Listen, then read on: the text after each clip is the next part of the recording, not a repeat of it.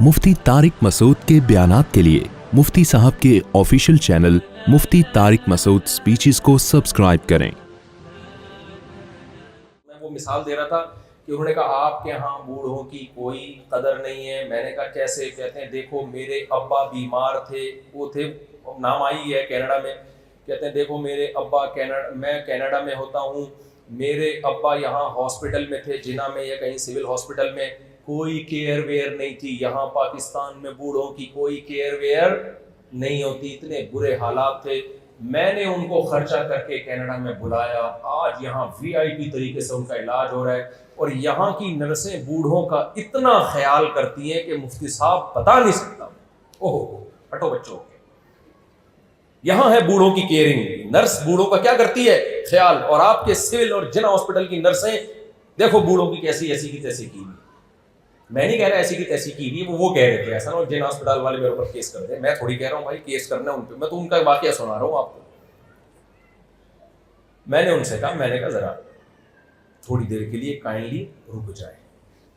मैंने कहा मुझे एक बात बताओ, आप यहाँ पैदा हुए हो इसलिए आपको बूढ़े की कदर है जो आपका बाप है। लाखों रुपए खर्च करके अच्छे से अच्छे इलाज के लिए कराची से फ्लाई करके कनाडा लेके जा रहे हो, क्योंकि आप यहाँ की पैदावार हो। आपने मजहब देखा है, आपने उलमा से, बुजुर्गों से बाप की खिदमत के फजाइल सुने हैं, आपने ये सुना है कि बाप की रिस्पॉन्सिबिलिटी किसकी है? औलाद के जिम्मे है। मैंने कहा ये नर्स जो आपके अब्बा की इतनी खिदमत कर रही है, ये लॉ और कानून की वजह से, सिस्टम की वजह से, वरना अगर ये इतनी अच्छी है तो इसको बोलो अपने अब्बा की क्यों नहीं कर लेती?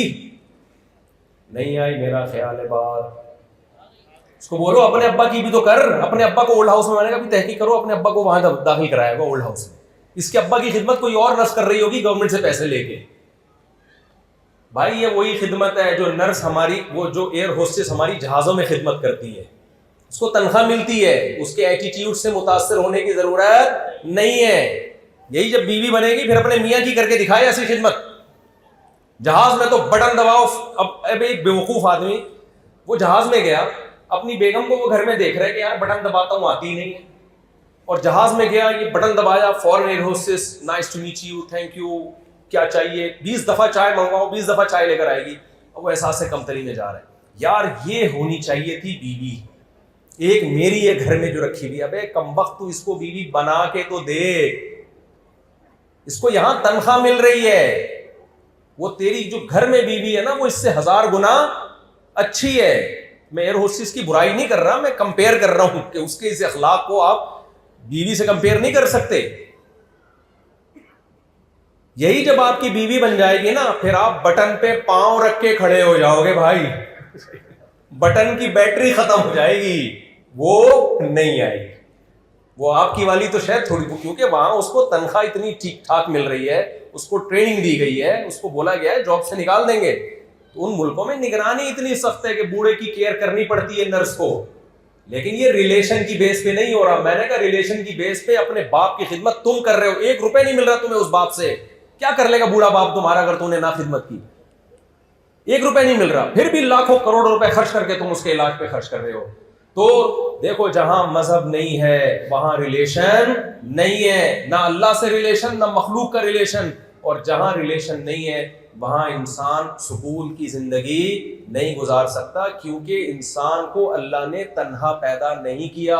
इंसान उस मखलूक में है जो बाकायदा रिलेशन बना के रहता है, और रिलेशन में ब्लड रिलेशन है जिसकी वैल्यू सबसे ज्यादा है। तो मैं बात को बस सच्ची मुच्ची में वाकई में समेट रहा हूँ, खत्म कर रहा हूँ। वो ये है कि हम बने नहीं है भाई, हमें किसी ने बनाया है। तो अपने पहले अकीदे को दुरुस्त करें, और जब हमें बनाया है तो उसने हमें भेजा है।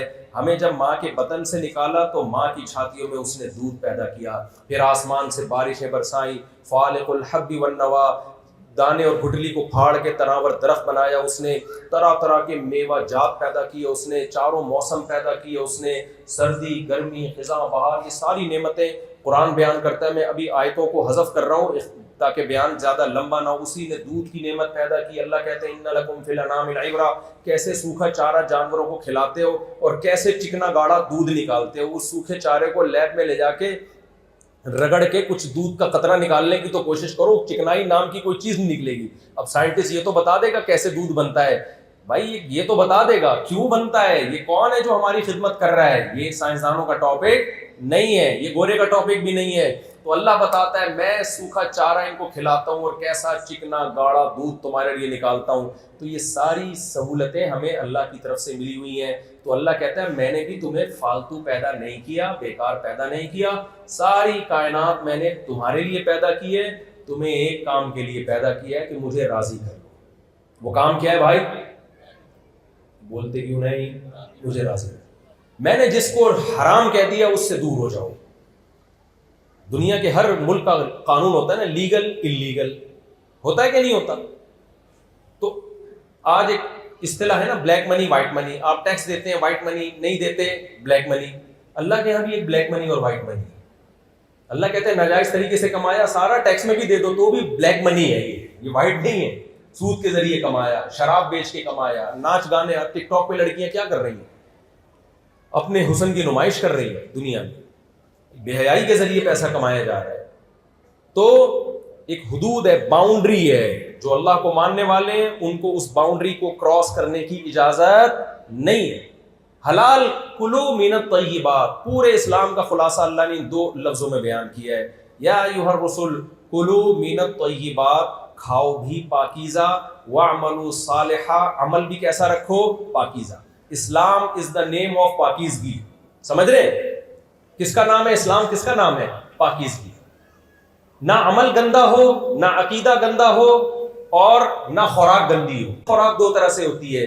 چوری کر کے آپ، جیسے ایک آدمی نے مرغی چوری کی نا، ادھر سے ذبح کر رہا تھا الٹی طرف سے، کسی نے بولا بھائی اس سے تو حرام ہو جائے گی. کہہ رہے پہلے کون سا حلال ہے بھائی؟ چوری کی مرغی ہے نا، وہ تو یہاں سے بھی ذبح کرو گے تو کیا رہے گی؟ کیا خیال ہے بھائی؟ تو ویسے یہیں سے چوری بھی کی ہو نا تو ذبح یہیں سے کرنا چاہیے اس کو. تو خوراک بھی کیسی ہونی چاہیے بھائی؟ جو کھاؤ وہ کیا ہے؟ پاکیزہ. تو پاکیزہ 2 طرح سے، ایک حلال مال سے کمایا ہو، نمبر 2 جیسے میں نے بتایا نا کہ زمزم بھی اگر آپ چوری کے پیسوں سے خریدو گے تو وہ آپ کے لیے حرام ہو جائے گا. بہنوں کی وراثت دبا کے زمزم خرید کے کر پی رہے ہو. بہت سے لوگ جب ابا کا انتقال ہوتا ہے تو حج پہ جا رہے ہوتے ہیں، میں کھٹک جاتا ہوں پتہ نہیں کس کی پیسوں سے جا رہے ہیں. بہنوں کی ہڑپ کر جاتے ہیں، وراثت دیتے نہیں ہیں، مہر کھا گئے. تو بہت سے کھا پی کے عمرہ کرنے جا رہے ہوتے ہیں، حج کرنے جا رہے ہوتے ہیں. مسجدوں کا پیسہ جب بھی کوئی کھاتا ہے نا تو آپ دیکھنا پہلے عمرہ کرنے پہنچا ہوا ہوتا ہے. تو یہ کیا ہے؟ زمزم بھی اگر آپ یا مدینہ کی کھجوروں بھی حرام پیسے سے کھا رہے ہو تو اللہ کی نظر میں وہ کیا ہے؟ نجس، ناپاک.